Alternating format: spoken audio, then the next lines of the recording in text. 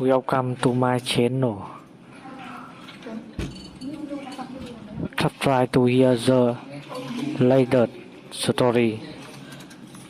My partner kept neglecting to include me on her Instagram, yet she posted daily about her unattached lifestyle. When I brought it up, she labeled me overly fixated and insisted, "Not everything revolves around you." I didn't respond, just turned and left. 10 days later, she appeared at my doorstep with her mother, pleading for a conversation.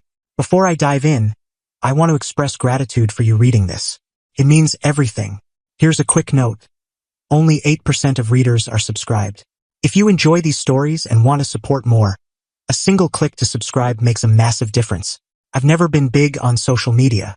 At 41, I come from a time before smartphones dominated life. I have accounts, sure, but I rarely post. Maybe once a month, usually photos of my restored '67 Mustang or the custom furniture I craft in my workshop. My world exists offline in the tangible. Sarah, though, was different. 15 years my junior, she thrived on Instagram. We met 8 months ago at a friend's barbecue. Her vibrancy, her laughter, and her genuine curiosity about my tales of woodworking and vintage cars drew me in. Her beauty was undeniable, but it was her seeming sincerity that hooked me. The first few months were wonderful. We'd hike, explore new eateries, and spend weekends at my lakeside cabin. I brought her into my world, introducing her to friends, my brother's family, even my parents at a family dinner. She blended in effortlessly, winning everyone over with her sharp humor and warm grin. But something odd caught my attention. Despite snapping countless photos when we were together, Sarah never shared any that featured me. Her Instagram was filled with solo pictures, girls' nights, and meticulously curated shots of meals, sunsets, and drinks. Her captions often highlighted her single girl journey or independent vibe. Initially, I brushed it off. Social media wasn't my scene, and maybe she valued some privacy. But as months passed, it became glaringly obvious, especially when I overheard her friends joking about her hidden boyfriend at a party. "He's not hidden," she chuckled. "I just keep my private life offline." Yet her entire life, every coffee, every skincare routine was online, except for me. It reached a boiling point last month. We'd had a perfect Sunday, a morning at the farmer's market, an afternoon where I showed her how to carve a wooden bowl on my lathe, and dinner at a trendy downtown spot. She took dozens of photos, including a few selfies of us that I thought were great. That evening at my place, while she was in the bathroom, her tablet, charging on the coffee table, lit up with a notification. A comment from someone named Emma, slaying that single life, so jealous. Curious, I glanced at the screen. Sarah had posted pictures from our day, the market, the bowl, the cocktail from dinner, but none included me.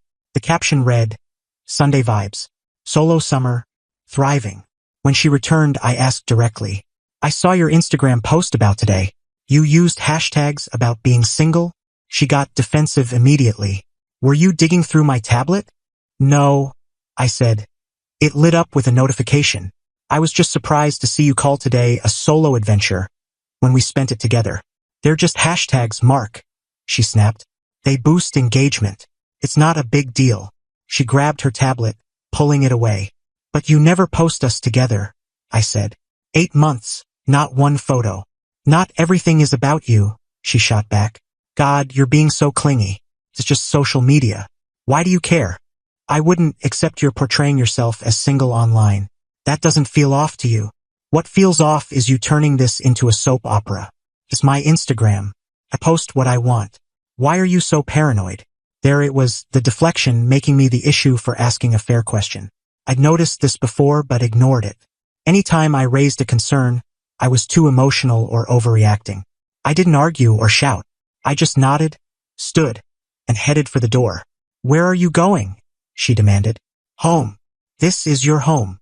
Then you should go to yours. You're throwing me out? Over Instagram." Her voice spiked in disbelief. "No, Sarah, not over Instagram. Over respect, trust, and the fact that you seem to live 2 lives. One with me, one where I'm invisible." "You're being absurd," she said, grabbing her things. "Maybe," I replied, "but I'm too old for this." She stormed out, slamming the door. Within an hour, my phone lit up with texts. "You're blowing this out of proportion. It's just social media. Call me when you mature." I didn't reply. Instead, I did what I should have done sooner. I dug into her online presence. What I found was jarring. Not only was she posing as single on Instagram, but she had active profiles on 2 dating apps, recently updated with photos taken in my home, one featuring a bracelet I'd gifted her for her birthday. I recognized the apps because my brother had shown them to me when he was single. I'd set up profiles out of curiosity but never used them, so I knew how they worked. Using her age, location, and job, I found her profiles quickly. They'd been updated days ago. There were also flirty messages with a guy named Ethan, including plans to meet, sent while she was next to me in bed. A calm clarity settled over me. No rage, just understanding. I screenshotted everything, then blocked her number, social media, email, everything. I didn't send her the screenshots or confront her. I just quietly ended our chapter. Then I contacted my bank and canceled a $2,200 deposit for a luxury resort I'd booked for her birthday, a place she'd hinted at for months. I canceled a custom necklace I'd ordered, returned a high-end purse I'd bought. The next day, I changed my home security code, which she'd had since month 3 when she started staying over, along with my streaming account passwords. Small steps, but empowering. I didn't post about it or stir drama. I simply vanished from her world as she'd kept me out of hers. 3 days passed, then a week. No contact, though friends told me she was claiming I'd had a meltdown over social media. I didn't correct them. On day 10, my doorbell rang. My security camera showed Sarah with an older woman who looked like her, clearly her mother, whom I'd never met despite 8 months together. I almost didn't answer, but curiosity won. I opened the door but stood in the doorway. "Mark, please," Sarah began, eyes puffy from tears. "Let me explain. This is my mom, Linda." Linda extended her hand. "I'm sorry we're meeting like this. Sarah's told me so much about you." "Has she?" I said, not shaking her hand. "That's odd, since she's never mentioned me online. In fact, she's been acting single while we were together." Linda glanced at Sarah, surprised. "You said this was just a mix-up about some pictures." "It is," Sarah insisted. "Mark's making it a huge deal. He saw some dumb hashtags and lost it." I pulled out my phone, opened the screenshots, and handed it to Linda. Dating profiles, messages with other guys, posts claiming she's single while we were together. Linda's face dropped as she scrolled. "Oh, Sarah, those are private." Sarah reached for the phone, but Linda held it back. "Not when they're public on dating apps," I said. "Or when you're planning dates with other guys while in my bed."